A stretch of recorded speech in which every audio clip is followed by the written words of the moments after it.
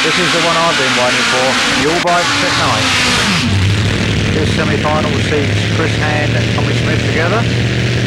If you've never gone 200 miles an hour in the dark, I can tell you from experience it will get your attention. Things can get a little tricky in that not so well lit shutdown area. Chris Hand with his last round number of 672 has to be favourite on this one.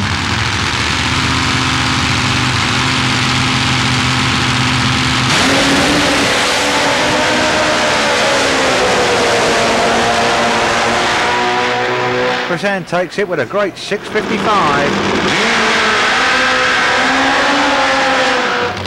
This next round could be something really special. Larry McBride and Ziggy Stewart.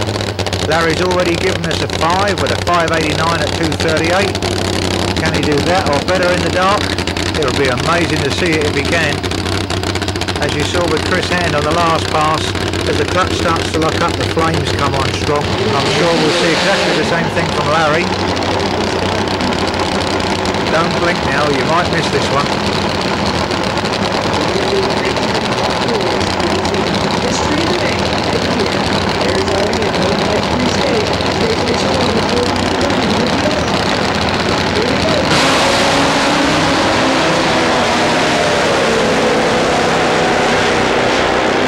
What a pass, 592, 243. Well done Larry, well done to the rest of the team. A very deserved win. Next time you watch that piece of film, just take a look at Larry's front wheel. It doesn't touch the ground all the way.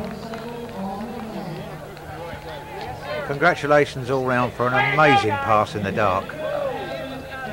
It looks like Matt Polito caught it on film for them as well. Does that mean it was spinning? What? Does that mean it was spinning down there?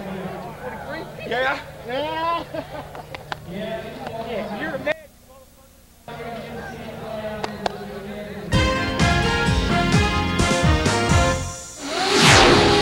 Well, after fuel bikes in the dark, we've got funny bikes in the dark. There won't be any flames, but it'll be just as fast and furious. First out's Mark Oliver. Alongside him is Gary Clark. Gary gets a huge hole shot on Mark. 450 to 762. I don't think there's any way he can catch him. 681 for a very good win. Next pair is Chip Ellis and Keith Lynn. Enormous burnouts from these two. On paper, Chip Ellis is our favourite with a 669, a 203 in the previous round. The problem for these guys now is as the night air has moved in, they've had to change their tune-ups.